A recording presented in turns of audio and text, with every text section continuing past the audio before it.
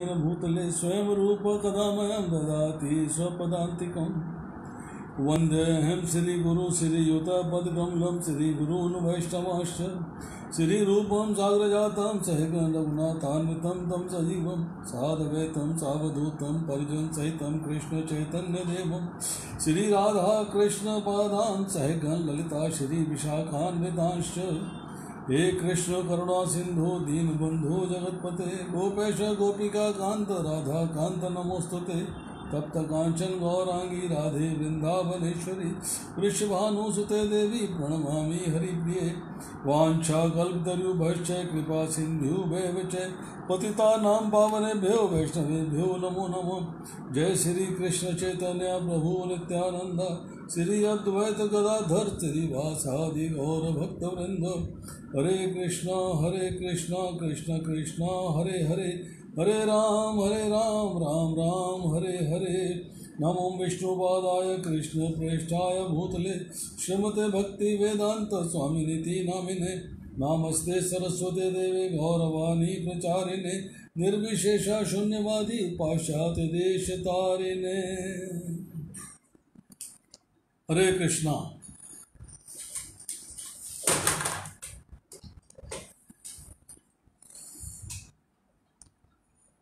भगवद गीता, गीता का सार, श्लोक संख्या 1 से लेकर 10 तक।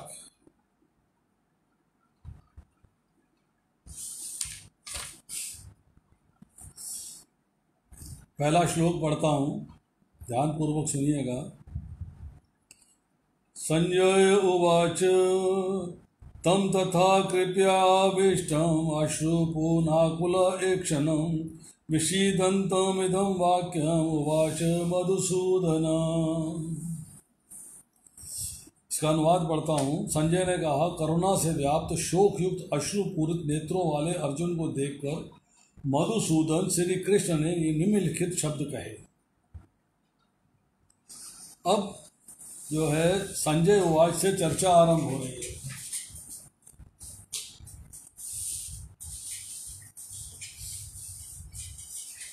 जो बात हमने पिछली बार करी थी कि संजय जो है धृतराष्ट्र को सारी बात सुना रहे हैं जो युद्ध भूमि में हुआ। जब अर्जुन ने अपने शस्त्र को रख दिया है, धनुष और बाण को एक ओर रख दिया है और शोक संतप्त अर्थात शोक से युक्त होकर चित्त जो है उसका उसमें कोई कार्य करने को तैयार नहीं है, वो रथ के आसन पर बैठ गया है, युद्ध भूमि में अब वो पार्टिसिपेट नहीं करना चाहता है। अब ये अध्याय 2 आरंभ होता है। इस अध्याय के अंदर बहुत सारी चर्चाएं हैं, इसीलिए इसको गीता का सार कहा जाता है। पहले से लेकर तीसरे श्लोक तक चर्चा आएगी। अर्जुन को कायरता का त्याग करने के लिए भगवान कृष्ण फटकार लगा रहे हैं। चौथे से लेकर 10वें श्लोक तक आएगा कि अर्जुन ने तर्क दिया है और अल्टीमेटली भगवान की शरणागति स्वीकार करी है और फिर रिफ्यूज कर दिया है कि मैं युद्ध नहीं लड़ूंगा। 11वें से लेकर 30वें श्लोक तक बात आ रही है, सांख्य योग का वर्णन हो रहा है, अर्थात आत्मा का और शरीर के भेद का वर्णन हो रहा है। 31 से लेकर 38वें श्लोक तक चर्चा हो रही है, क्षत्रिय का धर्म क्या है। 39 से लेकर 53 श्लोक में आ रही है, निष्काम कर्मयोग क्या होता है। और 54 से लेकर 62वें श्लोक तक चर्चा आ रही है, स्थित प्रज्ञ के लक्षण क्या है। अब यहाँ पर ये बात है कि पहले श्लोक के अंदर तो पहला ही शब्द है, पहला ही जो 2 शब्द हैं, संजय उवाच। उवाच का अर्थ होता है वाक्य ही कहना है, मीनिंग सेइंग ऑफ सेंटेंसेस। मतलब कोई अब शब्द नहीं कहा जा रहा, वाक्य कहा जा रहा है। और जब हम इस्तेमाल करते हैं शब्द, इसमें शब्द इस्तेमाल हुआ है वाक्यम। वाक्यम का अर्थ लिखा है वचन। वचन का मतलब है रिपीटिशन है कि इसके बाद के जो शब्द हैं भगवान द्वारा कहे गए बड़े इम्पॉर्टेंट हैं, बहुत ही इम्पॉर्टेंट शब्द हैं। उसके बारे में ज़रा ध्यान पूर्वक सुनना चाहिए, फिर मनन करना चाहिए। करुणा से व्याप्त, करुणा क्या है, करुणा किसे कहते हैं? जब हम किसी व्यक्ति को दुखी देखते हैं, उसको परेशान देखते हैं, उसको कष्ट में देखते हैं, तो हमारे मन में एक अजीब सा भाव उत्पन्न होता है, ये कितने कष्ट में है, कितनी तकलीफ में है, कितनी समस्या है इसके साथ। वो जब भाव उत्पन्न होता है तो हमें उस पर जो है करुणा, उसे कहते हैं कंपैशन, उसमें करुणा आती है, हम करुणा के भाव में आ जाते हैं। अब अर्जुन का शरीर जो है शिथिल हो रहा है, विषीदंतम, शोक युक्त। जब भी व्यक्ति शोक में आता है, हमने पहले अध्याय के 28वें श्लोक से लेके और 30वें श्लोक तक चर्चा करी कि शोक के लक्षण क्या होते हैं। वहाँ भी शब्द आया था विषीदंतम, जिसमें कि ये बताया गया है विषीद का अर्थ होता है शिथिल हो जाना, ढीला पड़ जाना। शोक युक्त जब व्यक्ति होता है तो उसका शरीर ढीला पड़ जाता है। अब भगवान ने ये शब्द कहे हैं, पर अर्जुन भगवान के लिए शब्द इस्तेमाल करता है मधुसूदन। मधुसूदन का अर्थ क्या है?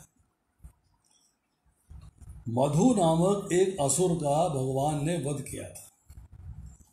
ये मत्स्य अवतार की कथा है। मधु नाम का असुर जो है सारे शास्त्रों को चुराकर, सारे वेदों, सारे पुराणों, सारे इतिहास को चुरा कर लिया जा रहा था। तो भगवान कृष्ण ने जो है मत्स्य अवतार लेके उसका वध किया था। और यहाँ पे चर्चा इसलिए आ रही है कि यहाँ पे असुर कौन है? भगवान के नाम का, भगवान के इस शब्द का इस्तेमाल कर रहे हो तो यहाँ पर असुर कौन है? मधुसूदन में, मधुसूदन का जो मीनिंग है, जो प्रभुपाद जी लिख रहे हैं, मधु का वध करने वाले कृष्ण ने। तो यहाँ मधु कौन है?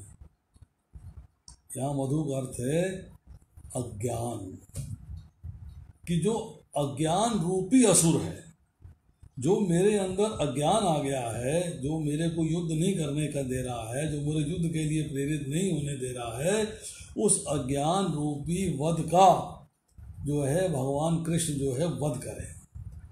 तो यहाँ जो है इसलिए उसने जो है मधुसूदन शब्द का इस्तेमाल किया है।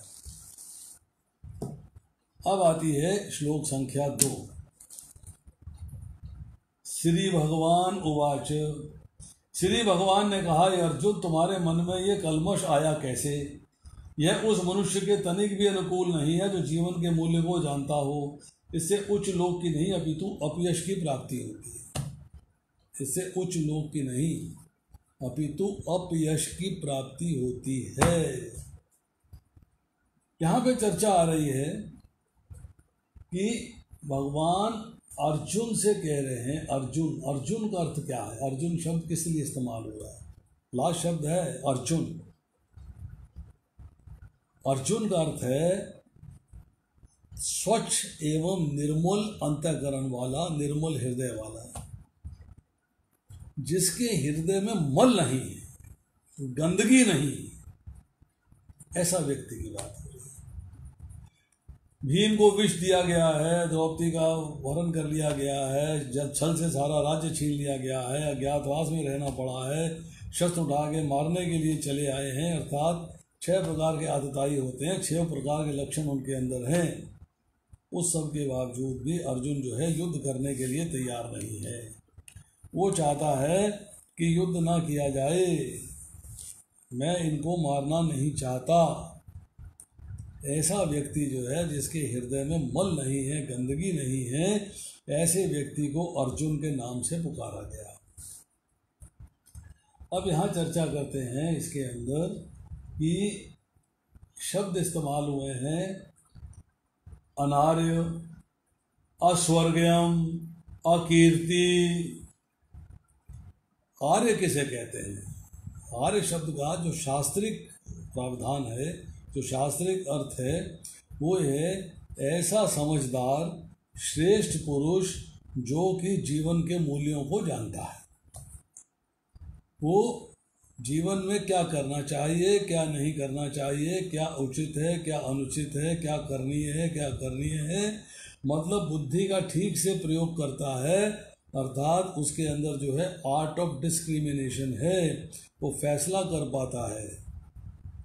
उसको अपने कल्याण का उद्देश्य है। क्या उद्देश्य है? कि मुझे भगवान के धाम जाना है, परंतु वो अपने धाम जाने के मार्ग से विचलित नहीं होता, फिक्स रहता है, ऐसे व्यक्ति को आर्य कहा जाता है। तो यहाँ भगवान उसको कह रहे हैं कि तू अनार्य की तरह कार्य क्यों कर रहा है? तू समझदार व्यक्ति है, समझदार की तरह कार्य कर, तो अनार्य की तरह कार्य क्यों कर रहा है? फिर दूसरी बात आती है इसके अंदर, वो ये है कि अस्वर्गयम। अस्वर्गयम का मतलब है कि ये जो तू कार्य करने वाला है, जो तू छुटकारा पाने वाला है, ये तुमको उच्च लोकों में नहीं ले जाएगा। ये जो तूने कहा कि मैं युद्ध नहीं करूँगा, तेरे मन में मोह जागृत हो गया है, कुटुंब के प्रति मोह जागृत हो गया है, ये शो करता है कि ये जो है तेरे को उच्च लोगों की ओर नहीं ले जाएगा, तेरे को फिर भौतिक संसार में ही भटकना पड़ेगा, यही घूमना पड़ेगा। और उसके बाद है अकीर्ति। अकीर्ति का मतलब है अपयश, मतलब जो अपना कल्याण चाहते हैं परंतु वो भौतिक संसार में कल्याण चाहते हैं, आध्यात्मिक संसार का कल्याण नहीं चाहते हैं, उसको अनार्य कहा गया है। जो स्वर्ग की इच्छा करते हैं और तुम्हें स्वर्ग भी नहीं मिलेगा, अस्वर्गयम हो गया। और जो है साधारण व्यक्ति भी जो है संसार के अंदर इस संसार को आदर से देखते हैं, उनको कीर्ति की इच्छा रहती है, परंतु तेरे को तो युद्ध करने के बाद कीर्ति मिल रही है पर तू उसको भी लेने को तैयार नहीं है, तो अकीर्ति कर कार्य क्यों करना चाहता है? क्यों ऐसा कार्य करना चाहता है? अब इसका परपट जो है, जब प्रभुपाद जी बड़ी सुंदर बात कहते हैं, इसमें कहा जा रहा है श्री कृष्ण ही परम ईश्वर भगवान है, परम ईश्वर भगवान है, अर्थात ईश्वर परमा कृष्ण सच्चिदानंद विग्रह अनादि आदि गोविंदम सर्व कारण कारणम। इसका ट्रांसलेशन है ब्रह्म संहिता के 5वें अध्याय का पहला श्लोक है। ऐसे अनेक पुरुष हैं जो भगवान के गुणों से युक्त हैं। हम भगवान का अंश हैं, तो भगवान के गुण हम में भी हैं, परंतु कितने हैं? बड़े सूक्ष्म मात्रा में, बहुत ही माइन्यूट। परंतु कृष्ण परम है, उनमें सब गुण हैं, वो परम है, उनसे बढ़कर कोई नहीं है। उनका शरीर सच्चिदानंदमय है, वे आदि भगवान गोविंद हैं और समस्त कारणों के कारण हैं। इसी तरह श्रीमद् भागवत के अंदर आता है, एते चांश कला पुंस कृष्णस्तु भगवान स्वयं इंद्रारी व्याकुलम लोकों मृणयंती युगे युगे। यहाँ पर वर्णित सारे अवतारों की सूचियाँ या तो भगवान की अंश कलाओं अथवा पूर्ण कलाओं की हैं, किंतु कृष्ण तो स्वयं भगवान है। मतलब कृष्ण के बारे में चर्चा आ रही है कि वो स्वयं भगवान है। इसीलिए जो है भगवत गीता के अंदर कहीं भी कृष्ण उवाच नहीं आया। व्यास देव जी ने जब इसका ट्रांसलेशन किया है, लिखा है, तो लिखा है श्री भगवान उवाच, अर्थात भगवान जो है अर्जुन के रथ पे खड़े होकर ये शब्द कह रहे हैं। अब संस्कृत का जो शब्द है भगवान, उसका क्या अर्थ है? भा का अर्थ है भरता, गा का अर्थ है गति, और वान का अर्थ है वहन करने वाला।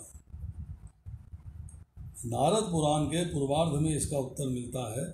वान का अर्थ है सर्वत्र, सर्वव्यापी, ऐश्वर्य का स्वामी, जिससे सब कुछ उद्भूत होता है। भा का अर्थ है भरता, अर्थात प्रोवाइडर, प्रोटेक्टर, जो समस्त संपूर्ण प्राणियों की उत्पत्ति, प्रलय, गति, अगति, विद्या अविद्या को जानता है। ये विष्णु पुराण से है, 6वां खंड, 5वां अध्याय, 74वां श्लोक। गा का अर्थ है गति, गति अर्थात गोल और क्रिएटर। अब पराशर मुनि जो है संस्कृत में भगवान शब्द की व्याख्या करते हैं, समस्त धन, शक्ति, यश, सौंदर्य, ज्ञान तथा त्याग जिस व्यक्ति के अंदर संपूर्ण मात्रा में है वो भगवान कहलाता है। संपूर्ण मात्रा में कृष्ण के अलावा और किसी में नहीं है, सब में कहीं ना कहीं थोड़ी बहुत कमी है। इसलिए जो है इसको जो है कहा गया है कि भगवान कृष्ण ही भगवान हैं, बाकी सब उनके अंश हैं या अंशावतार हैं। बाकी सब उनके अंश हैं या अंशावतार हैं। अब बात करते हैं श्लोक संख्या 3 की। हे पृथा पुत्र, इस हीन नपुंसकता को प्राप्त मत हो, ये तुम्हें शोभा नहीं देती। हे शत्रुओं के दमन करता, हृदय की शुद्ध दुर्बलता को त्याग कर युद्ध के लिए खड़े हो जाओ। इसमें जो है शब्द इस्तेमाल हुआ है नपुंसकता। नपुंसक, नपुंसक कहते हैं जिसमें सामर्थ्य ना हो, जिसमें शक्ति ना हो। पर तुम तो सामर्थ्यवान हो, तुम तो शक्तिवान हो, तुम ऐसा कार्य क्यों कर रहे हो? तुम पार्थ शब्द इस्तेमाल किया, पृथा से आया, अर्थात कृष्ण के पिता वासुदेव की बहन का बचपन का नाम पृथा था। कृष्ण के दादा शूरसेन ने, दादा शूरसेन ने अपनी पुत्री को कुंती भोज को दे दिया था, जिससे कि वो उसका पालन लालन कर सके, क्योंकि उनके पास पुत्री नहीं थी, संतान नहीं थी। पृथा शब्द जो है भगवत गीता में 38 बार आया है। और फिर यहाँ पर जो है कौन्तेय शब्द जो है वो भगवत गीता के अंदर 24 बार आया है। कौन्तेय जो है कुंती की वजह से रिमाइंडर दिया जा रहा है कि तुम उस कुंती के पुत्र हो। अब यहाँ शब्द इस्तेमाल हो रहा है क्षुद्रम। क्षुद्र मतलब बहुत छोटा, तुच्छ। क्षुद्र का अर्थ होता है बहुत छोटा, तुच्छ। हृदय दौर्बल्यम मतलब हृदय की दुर्बलता जो है आपको तुच्छ कर देगी, तुच्छता दिलाने वाली है। सो तुच्छ मत हो, छोटा मत बनो। और दूसरा इसका मीनिंग और भी निकलता है कि हृदय की दुर्बलता बड़ी तुच्छ चीज है। शूरवीर के लिए तुच्छ चीज का त्याग ही उचित है, उसको इसका त्याग कर देना चाहिए, उसको इसको अपने मन में धारण नहीं करना चाहिए। स्ट्रांग बनो, स्ट्रेंथवान बनो, सामर्थ्यवान बनो। अब आदि चर्चा यहाँ पे एक शब्द इस्तेमाल हो रहा है उत्तिष्ठ, उठो। उठो मतलब तुम्हारा कर्तव्य क्या है, उठ के उस कर्तव्य का पालन करो। उस कर्तव्य का पालन करो कि तुम्हारा कर्तव्य क्या है, उस कर्तव्य का पालन करो। इसलिए कहा जा रहा है उठो, उत्तिष्ठ। फिर बात कर रहे हैं परंतप। परंतप का अर्थ होता है शत्रुओं का दमन करने वाला, जो कि शत्रुओं को, गांडी में तुम्हारी इतनी शक्ति है कि तुम जो है शत्रुओं का दमन कर सकते हो। फिर तुम घबराहट में क्यों? फिर तुम क्यों घबरा रहे हो? क्यों कह रहे हो पाप हो जाएगा, अव्यवस्था हो जाएगी, कुल धर्म नष्ट हो जाएगा? ऐसी बातें तुम्हारे दिमाग में क्यों आ रही हैं? तो भगवान ने यहाँ पर जो है उसको फटकार लगाई है। अब देखिए मजे की बात क्या है कि इतनी फटकार सहने के बाद भी अर्जुन का मन जो है साफ नहीं हुआ। वो बहाना लगाने के लिए बिल्कुल तैयार बैठा है कि मुझे किसी तरीके से बहाने लगा के कृष्ण को कन्विंस कर देना। यहाँ वो क्या कहता है, अर्जुन ने कहा हे शत्रुहंता, हे मधुसूदन, मैं युद्ध भूमि में किस तरह भीष्म तथा द्रोण जैसे पूजनीय व्यक्ति पर उलटकर बाण चलाता। अब देखिए, महानुभाव जो अर्थ की कामना करते हैं, अपने स्वार्थ की कामना करते हैं, अपने लाभ की कामना करते हैं, महानुभाव नहीं हो सकते। महान वो है जिसके अंदर अपना स्वार्थ नहीं है, जिसके अंदर अपने लाभ की कामना नहीं है। ऐसा व्यक्ति महान हो सकता है। अब फिर यहाँ पे शब्द इस्तेमाल हुआ है अरिसूदन। अरिसूदन का मतलब होता है शत्रुओं के संहारक। जैसे मधुसूदन था, मधु राक्षस का वध किया, या अरिसूदन का मतलब है क्षत्रियों का संहारक। अब देखिए अर्जुन के मन के अंदर जो इस वक्त द्वैतवाद चल रहा है, क्या है कि अच्छाई और बुराई के बीच में भेद नहीं कर पा रहा। अच्छाई क्या है और बुराई क्या है। उसको अच्छाई लग रहा है युद्ध ना करना, और बुराई लग रही है युद्ध करना। परंतु युद्ध करना कर्तव्य है। युद्ध करना इज योर ड्यूटी। युद्ध करना तुम्हारा कर्तव्य है, और युद्ध ना करना कर्तव्य को ना करना है। तो एक्चुअली क्या है कि युद्ध को नहीं करना बुराई है और युद्ध को करना अच्छाई है। पर अर्जुन जो है इस डिफरेंस को, इस फर्क को अंदाज नहीं कर पा रहा, डिसाइड नहीं कर पा रहा, डिसीजन नहीं ले पा रहा, क्लियर नहीं कर पा रहा कि मुझे क्या करना चाहिए और क्या नहीं करना चाहिए। What is right for me and what is wrong for me, क्या होना चाहिए क्या नहीं होना चाहिए, क्या सत्य है क्या सत्य है, करनी है क्या करनी है।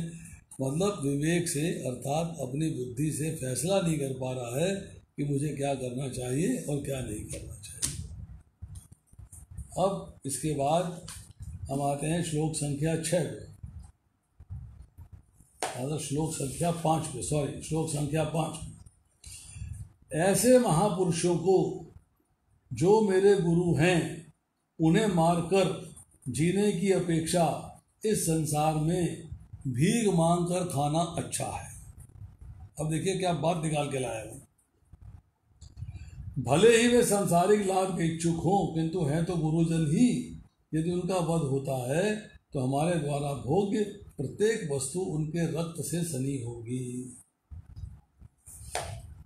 संसार के अंदर जो वो कार्य करने जा रहा है, युद्ध के बाद उसे राज्य प्राप्त होगा, राज्य प्राप्त होने के बाद भोग प्राप्त होंगे। At what cost?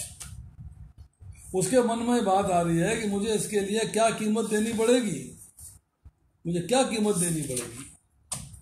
कीमत है गुरुजनों का रक्त, जो मुझसे बड़े हैं, जो मुझसे सीनियर हैं, मेरे गुरुजन हैं, उनका रक्त। अर्थात यहाँ पर जो है वो कह रहा है कि इनका रक्त बहाने से अच्छा ये है कि मैं भीख मांग कर खाऊं। भीष्म पितामह, उनकी क्वालिटी क्या है? भीष्म पितामह की क्वालिटी क्या है? पिता मैं, बचपन में उनकी गोदी में खेला हूं मैं, उन्होंने मुझे अपनी गोदी में खिलाया है, ये उनकी क्वालिटी है। उनको कैसे मार दूं, उनकी हत्या कैसे कर दूं, उनके पलट कर बाण कैसे चलाऊं? नहीं, मैं नहीं करूंगा। अब इसके बाद द्रोणाचार्य, द्रोणाचार्य की क्वालिटी क्या है? नंबर 1 मेरे गुरु है, मेरा मित्र अश्वत्थामा उसके पिता है। नंबर 3, द्रोणाचार्य ने ब्रह्मास्त्र का ज्ञान मुझे भी दिया है और अश्वत्थामा को भी दिया है, परंतु ब्रह्मास्त्र का उपसंहार अर्थात ब्रह्मास्त्र का तोड़ केवल मुझे सिखाया है, अपने पुत्र अश्वत्थामा को नहीं सिखाया। मतलब कितना स्नेह है उनका मेरे से, कितना प्रेम है उनका मेरे से, और मैं उन पे उलट कर बाण कैसे चलाऊंगा? आप मुझे बताइए। मैं भोगता हूँ तो प्रत्येक वस्तु जो मेरे भोगने की है मुझे रिमाइंड कराएगी, मुझे याद कराएगी कि वो मेरे गुरुजनों के खून से सनी हुई है, गुरुजनों के खून से सनी हुई है। भीष्म पितामह हैं, द्रोणाचार्य हैं, कृपाचार्य हैं, इनके खून से सनी हुई होगी। मैं ऐसा राज्य नहीं प्राप्त करना चाहता। फिर बहाना लगा रहा है, फिर बहाना लगा रहा है कि मैं ऐसा राज्य नहीं प्राप्त करना चाहता। अब 6वां श्लोक, हम ये भी नहीं जानते कि हमारे लिए क्या श्रेष्ठ है, उनको जीतना या उनके द्वारा जीते जाना। यदि हम धृतराष्ट्र के पुत्रों का वध कर देते हैं तो हमें जीवित रहने की आवश्यकता नहीं है, फिर भी वे युद्ध भूमि में हमारे समक्ष खड़े हैं। अब देखिए, गांडीव धनुष जिसके पास है उसको अपनी क्षमता पे, अपने बल पे, अपनी शक्ति पे अविश्वास नहीं। इस श्योर कि मुझे ही मिलने वाला, आई विल गेट इट। परंतु जो भविष्य है, स्त्रियां जो हैं उनको दूसरे वर्ण के लोगों से विवाह करना पड़ेगा। वो निम्न कोटि के वर्ण भी हो सकते हैं, शूद्रों से भी हो सकती है, वैश्यों से भी हो सकती हैं। उन स्त्रियों का भविष्य क्या है, मेरे राज्य का भविष्य क्या है, मेरा भविष्य क्या है, ये सब बातें जो हैं उसको दुखी कर रही हैं, उसको टेंशन दे रही हैं, उसको परेशान कर रही हैं। तो उसको जो है अपने भविष्य के ऊपर विश्वास नहीं, अब उसके मन में एक डाउट आ गया है। तो डाउट क्या आ गया है कि हम ये भी नहीं जानते कि हमारे लिए श्रेष्ठ क्या है, what is good for us. हमारे लिए श्रेष्ठ क्या है हम ये बात नहीं जानते। हम धृतराष्ट्र के पुत्रों का वध कर देते हैं तो भाई गए, ससुर गए, साले गए, मामा गए, सबको वध हो गया। भोगेंगे किसके साथ?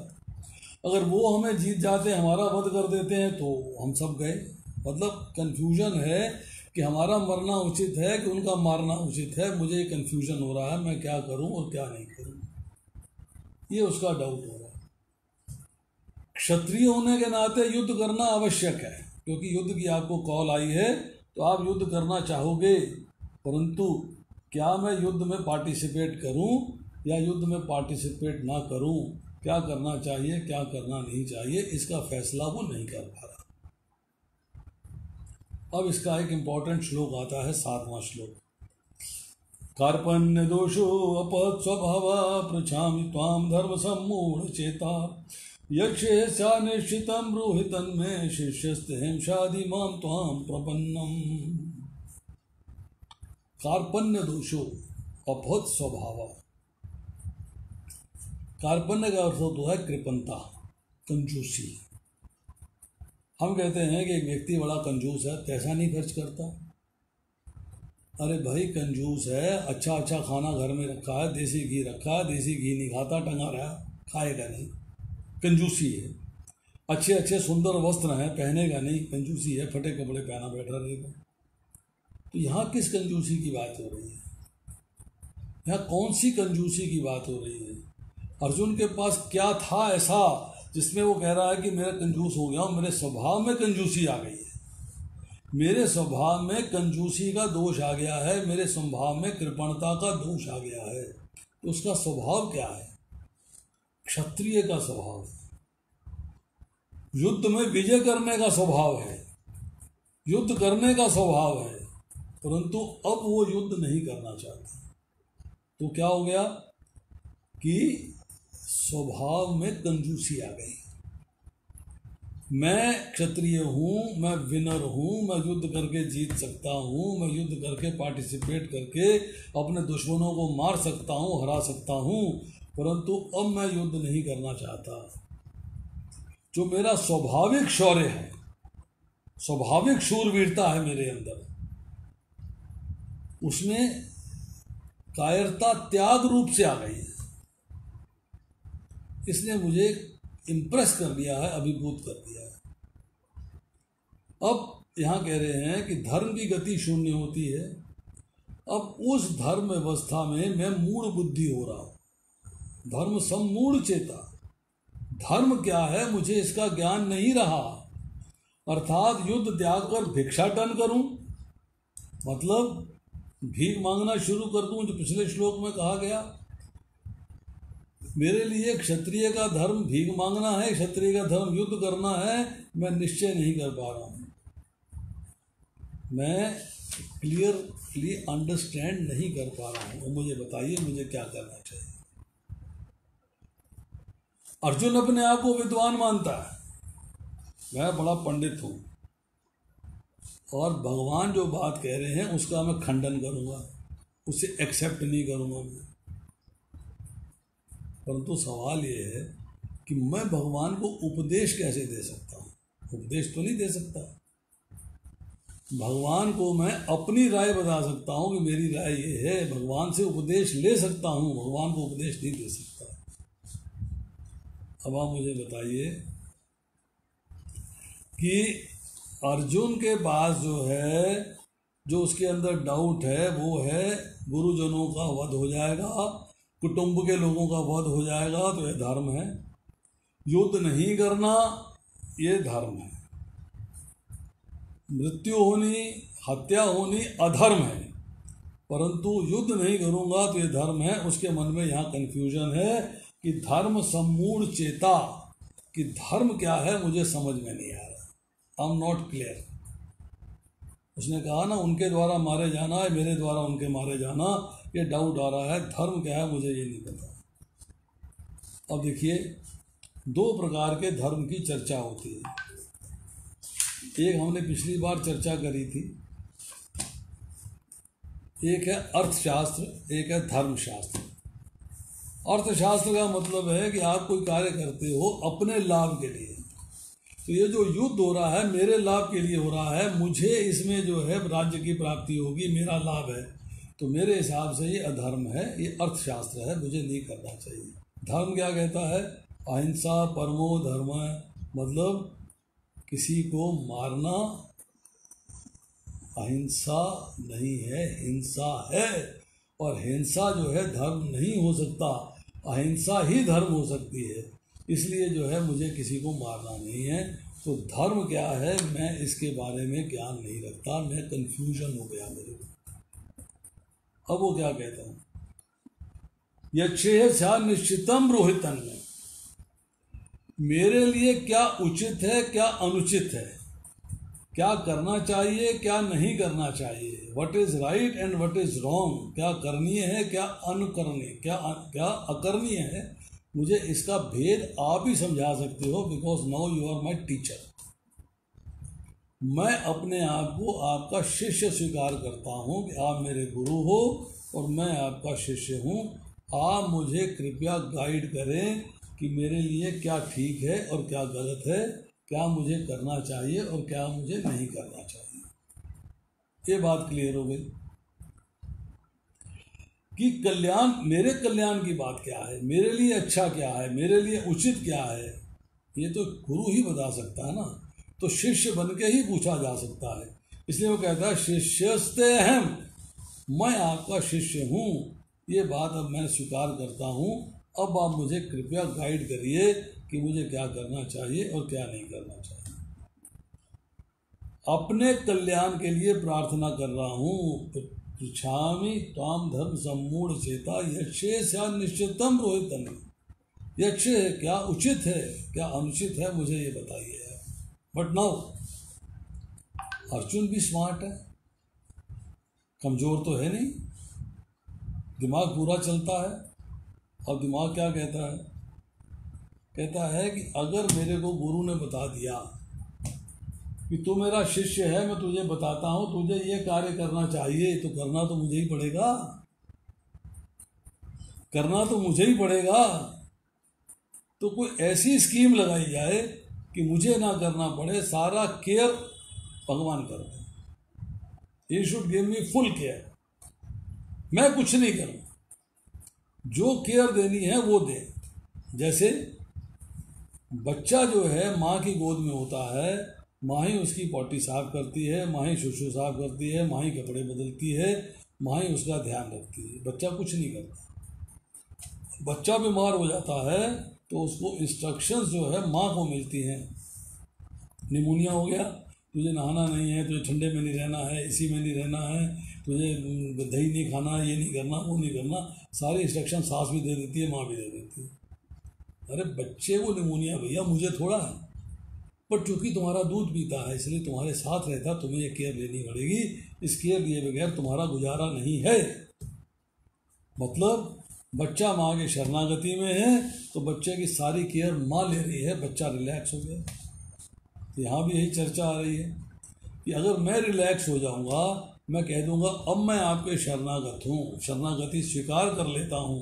क्या बोला? शादी माम त्वाम प्रपन्नम, कि अब मैं जो है आपकी शरणागति में हो जाता हूँ, तो मेरे कल्याण का तरीका, मेरे कल्याण की कामना, मेरे कल्याण का सारा कार्य भगवान स्वयं करेंगे, मुझे करने की आवश्यकता नहीं।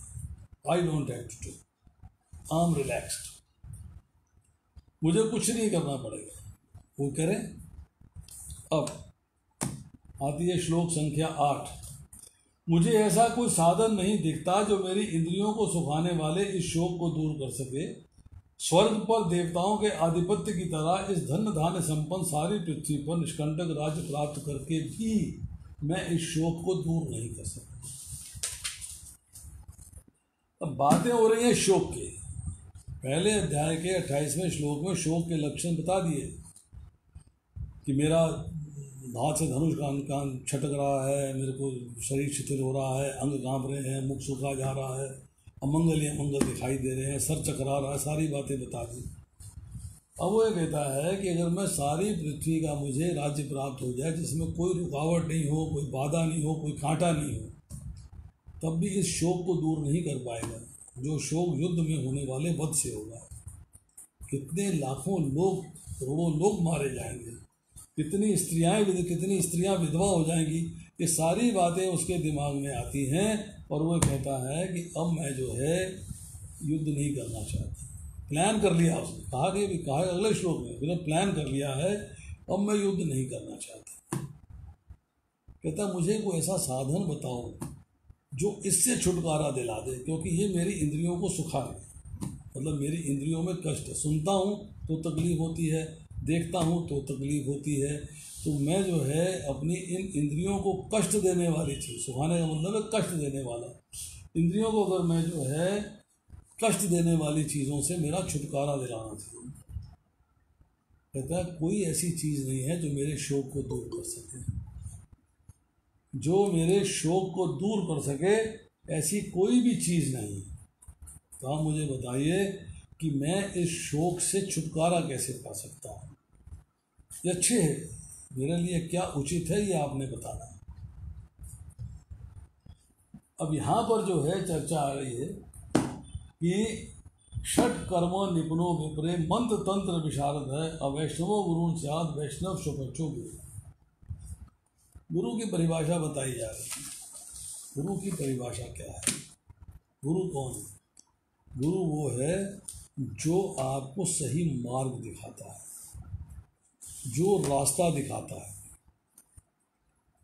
मुंडक उपनिषद में चर्चा आती है, तविद्ये ज्ञानार्थ से गुरु मेवा विगिक्षे समित पानी श्रोत्रियम ब्रह्मनिष्ठम। गुरु की क्वालिटी क्या होनी चाहिए?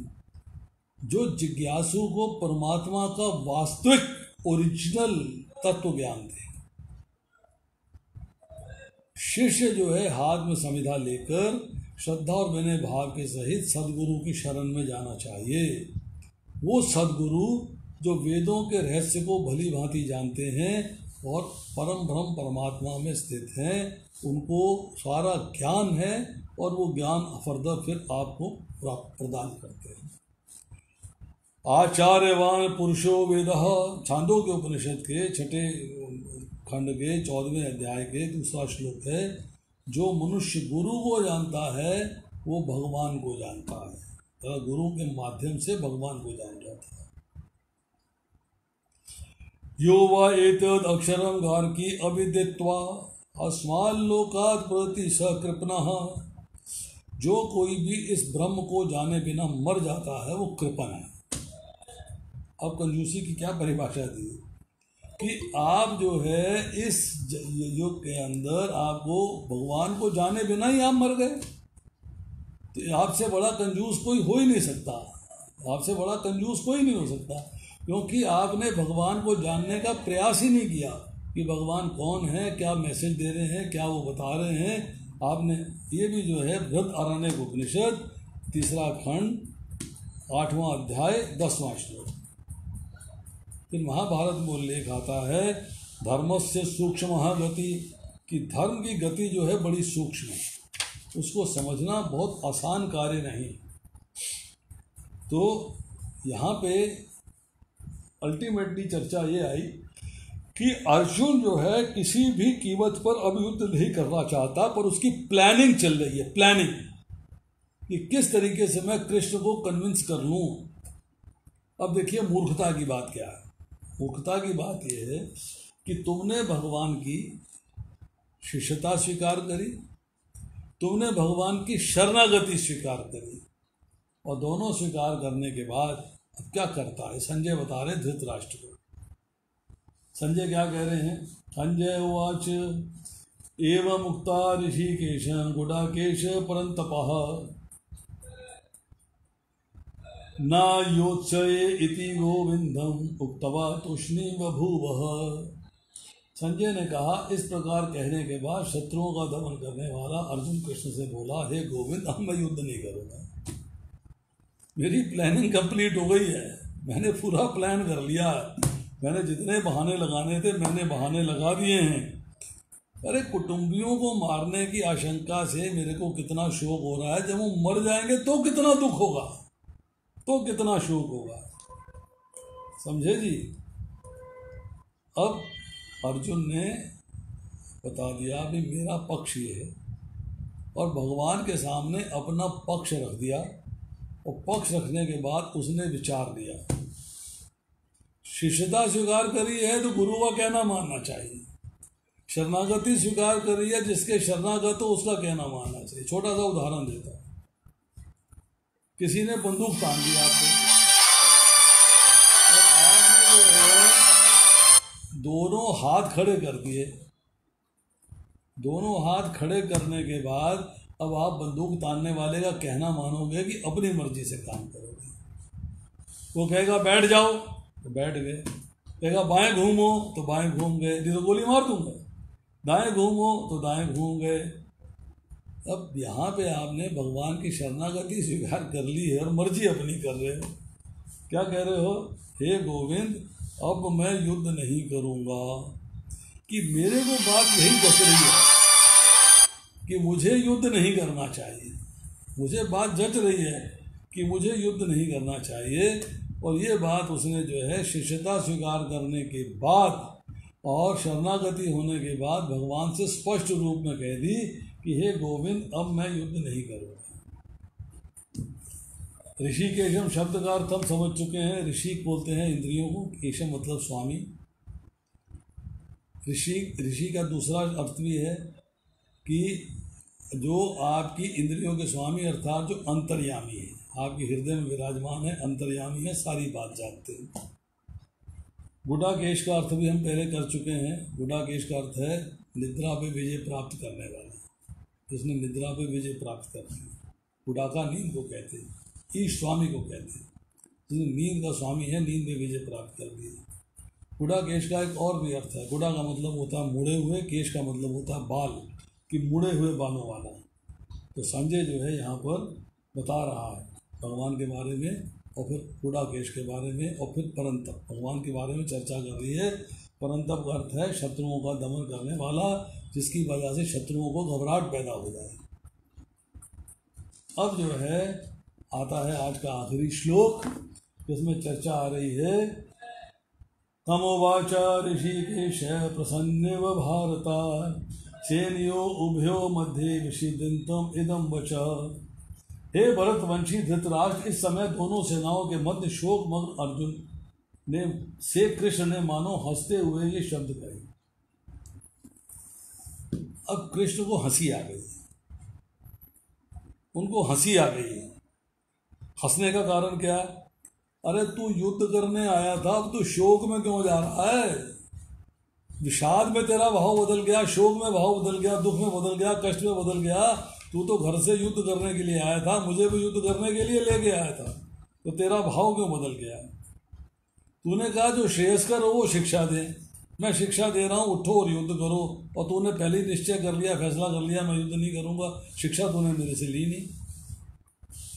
मैंने फटकारा था तो मैंने बोला था उत्तिष्ठ युद्ध कर, परंतु तूने फटकार के बाद और बहाने लगाए।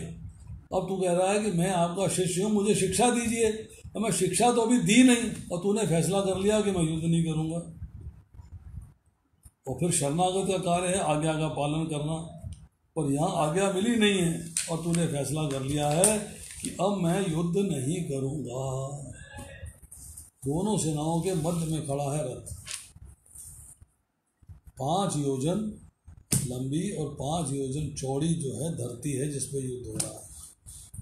1 योजन जो है 5 मील, एक योजन होता है 64 किलोमीटर का, 5 गुना 5 का एरिया बनता है, 40 मील बनता है ये।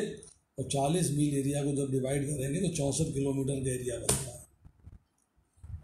तुम ये बताओ कि इतने बड़े एरिया में युद्ध होने वाला है, इतनी सेनाएं यहाँ एकत्रित हैं, और उस सेनाओं के बीच में अब तुम खड़े होकर कह रहे हो कि मैं युद्ध नहीं करूँगा, तो ये मूर्खता है कि नहीं है? ये बताओ, क्या ये समझदारी है कि ये मूर्खता है? इतनी बात बता दो। परंतु अब जो है भगवान उसको ज्ञान देंगे आत्मा का, अपना और शरीर का, तीनों का भेद बताएंगे। 11वें श्लोक से लेके और 30वें श्लोक तक की चर्चा चलेगी। इसमें जो है हम कुछ चर्चा करेंगे नेक्स्ट टाइम। और आधी चर्चा करेंगे नेक्स्ट टाइम। ये 11 से लेकर 30वें श्लोक हम 2 बार में समाप्त करेंगे। आज इतना ही। अगर अभी किसी का कोई प्रश्न है तो पूछ सकता है, 5 मिनट का समय है। Anybody who wants to ask questions, बताइए। तो सवाल है तो पूछिएगा। हरे कृष्णा प्रभु जी। हाँ जी अमित जी बताओ। प्रभु जी, जैसे आपने बताया कि जो वर्ण, किसी वर्ण में विवाह करना चाहिए और सब स्त्री और पुरुष के विवाह के बारे में बताया, जिसमें अर्जुन चिंतित भी थे। तो आजकल तो जो है वो 32 गुणों को मिलाते हैं, तो वर्ण तो देखते नहीं है कोई भी आजकल, सिर्फ वो गुण देखते हैं कि कितने गुण कंपेटिबल हैं। तो चलो कर लो, नहीं तो या फिर मेन ग्रह देख लेते हैं वो मिल रहे हैं कि नहीं। तो इसके ऊपर क्या कहना है? ये आजकल बहुत कॉमन है, जो अगर बुलवाने जाते हैं गुण वगैरह तो शादी से कर। देखिए ऐसा है कि समय पाकर धारणाएं बदलती रहती हैं। समय पाकर धारणाएं बदलती रहती हैं। एक छोटा सा उदाहरण देता हूँ मैं। एक धारणा है, जैसे कि आजकल जो है बहुत ज़्यादा शोर डल रहा है, रोजगार चाहिए, नौकरी चाहिए। आप मुझे एक बात बताओ, आप लेबर ढूंढने जाते हो, आपको लेबर नहीं मिलती, कौन खाली बैठा? नौकरी का मतलब हो गया सरकारी नौकरी। दुकान पे नौकरी कर रहा है, फैक्ट्री में नौकरी कर रहा है, बिजनेस हाउस में नौकरी कर रहा है, प्राइवेट नौकरी कर रहा है, उसको नौकरी नहीं काउंट करता वो। नौकरी का अर्थ क्या है? सरकारी नौकरी। धारणा बदल गई है, धारणा बदल गई है। इसी तरह आज हम देखेंगे कि हमारे समाज के अंदर धारणाएं बदल गई हैं। भगवत गीता के अंदर जो ज्ञान दिया था, आज लोग उस ज्ञान से भी अपनी धारणाएं बदल गए हैं। चातुर्वर्ण्य मया सृष्टम गुण कर्म विभागशः। भगवान कहते हैं मैंने 4 वर्णों की रचना करी है, और चारों वर्ण जो है उनके गुण और कर्मों के अनुसार है, ना कि जन्म के अनुसार। 4थे अध्याय का 13वां श्लोक है ये। परंतु हम आज भी पुरानी लकीर को पीटे जा रहे हैं। उसमें सत्यता थी, आज भी है। शास्त्र ये कहता है कि अगर आपने प्योर सतोगुणी कर्म किए हैं, जिसमें रजोगुण का मिश्रण है, रजोगुण का मिश्रण है, तो आपको मनुष्य योनि मिलेगी, परंतु ब्राह्मण का वर्ग मिलेगा। परंतु अगर आपने जो है रजोगुणी कार्य ज़्यादा किए हैं और उसमें सतोगुण का मिश्रण है, परसेंटेज कम है, परंतु तमोगुण सूक्ष्म मात्रा में है, तो आपको क्षत्रिय का योनि मिलेगी। परंतु अगर आपने जो है रजोगुण है, सतोगुण है, तमोगुण है, एक बैलेंस बना हुआ है, तो आपको वैश्य की योनि मिलेगी। परंतु अगर तमोगुण, वैश्य का मतलब है वैश्य के परिवार में, वैश्य के घर में, क्षत्रिय के घर में, ब्राह्मण के घर में, और अगर तमोगुण अधिक है तो सतोगुण बिल्कुल मिनिमल मात्रा में है, रजोगुण भी कम मात्रा में है, तो आपको शूद्र का घर मिलेगा। परंतु प्रभुपाद जी क्या लिखते हैं शास्त्र के संदर्भ में, कि अगर कोई शूद्र के घर में भी पैदा होता है और भगवान की भक्ति करता है, तो वो भी वैष्णव बन सकता है, वैष्णव बन सकता है। शर्त क्या है कि उसने ब्रह्म का ज्ञान प्राप्त किया है, ब्रह्म का ज्ञान प्राप्त करने की कोशिश करी है। अब ये धारणाएं जो हैं समय समय पाके बदलती रहती हैं। आज की तारीख में जो विवाह हो रहे हैं, वो विवाह के अंदर आप एक जनरल बात बताइए कि क्या चीज कंसीडर हो रही है विवाह के अंदर? वर्ण कोई नहीं देख रहा। वर्ण देखते हैं कहीं कहीं, कुछ लोग ऐसे हैं जो वर्ण देखते हैं। आज की तारीख में जो विवाह हो रहे हैं उसमें क्या चीज कंसीडर हो रही है? या तो लव मैरिज है, या तो लव मैरिज है, स्कूल से प्रेम चला आ रहा है, 3री 4थी क्लास से ही बच्चा प्रेम करने लग जाता है। मेरी 4थी क्लास से फ्रेंडशिप चल रही है जी, कॉलेज तक चली। फ्रेंडशिप ऑफिस में, फ्रेंडशिप मोहल्ले में, फ्रेंडशिप बिजनेस में, फ्रेंडशिप जॉब में, फ्रेंडशिप इंटरनेट पे। I like, she likes me, I like her, marriage हो गया। अब वो क्राइटेरिया नहीं रहा। हाँ, एक क्राइटेरिया उसमें ऐड हो गया है, that is money. Money matters. ये लड़का है अच्छा पैसे वाला है, इसको अपने कब्जे में रखो। लड़की है अच्छा पैसा कमा के घर में लाएगी, अच्छी नौकरी कर रही है, इसे अपने कब्जे में रखो। फैमिली वैल्यूज पीछे रह गई हैं, तो समाज में धारणाएं बदल रही हैं। अब जो है क्राइटेरिया चेंज हो गया, अब क्राइटेरिया चेंज हो गया। जनरल क्राइटेरिया की बात करता हूँ। देखिए क्राइटेरिया कैसे चेंज होते हैं। घर से चलते थे सामान लेने के लिए तो पैदल जाते थे।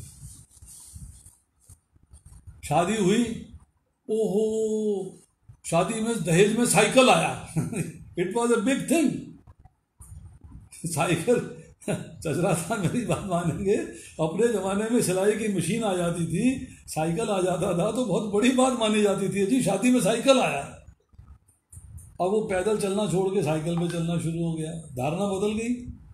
आगे समाज बढ़ा तो स्कूटर आ गया, मोटरसाइकिल आ गई, फिर बढ़ा तो मारुति कार आ गई। पहले दूसरी कार तो आती नहीं थी, बहुत महंगी होती थी। मारुति आई तो मारुति आनी शुरू हो गई।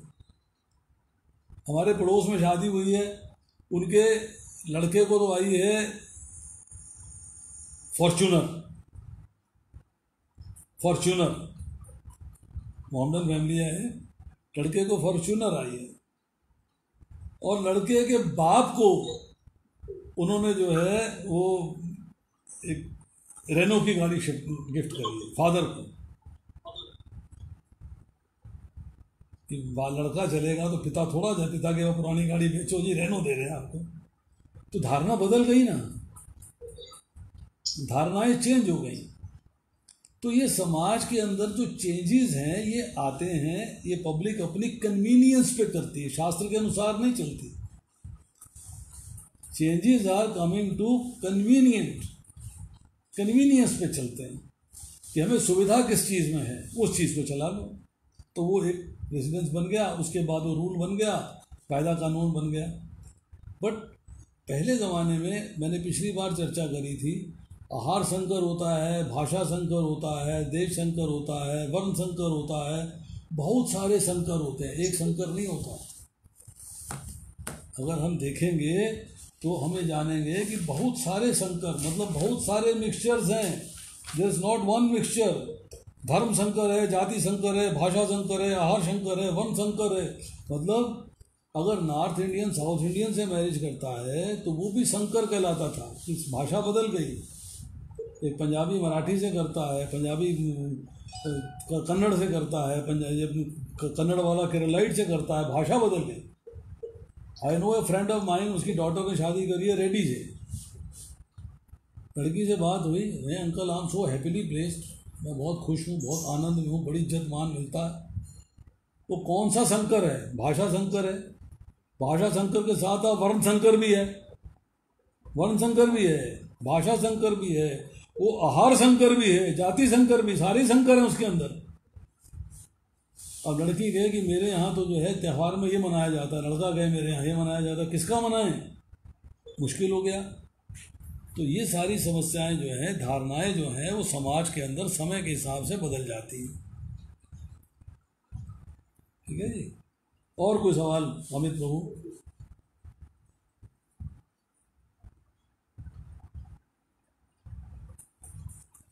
ये जो 64 किलोमीटर का एरिया आपने बताया, महाभारत का यहाँ पे युद्ध हुआ, हाँ, और आज जो कुरुक्षेत्र जो सिटी है वो उसी 64 किलोमीटर की पार्ट है या उसी 64 का पार्ट है। ये महाभारत के वन पर्व के अंदर चैप्टर 83 में उल्लेख आता है, और शैल्य पर्व के चैप्टर 53 में उल्लेख आता है कि सरस्वती नदी का दक्षिण और दृश्वती नदी का उत्तर, इसके बीच में 5 योजन लंबा और 5 योजन चौड़ एरिया था। ठीक है जी। तो 5 योजन के बनते हैं आपके 40 मील। मतलब 8 मील का एक योजन होता है।